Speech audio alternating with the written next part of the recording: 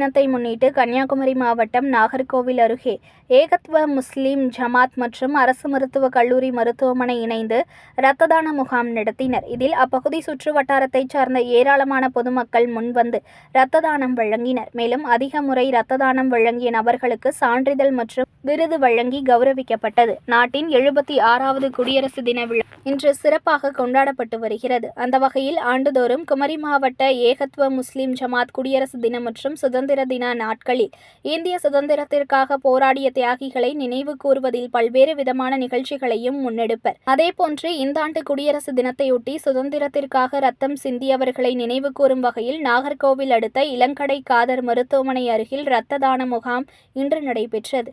இதில் ஏராளமான பொதுமக்கள் முன்வந்து இரத்த தானம் வழங்கினர். மேலும் அதிக முறை இரத்த தானம் வழங்கிய நபர்களுக்கு சான்றிதழ் மற்றும் விருது வழங்கி கௌரவிக்கப்பட்டது.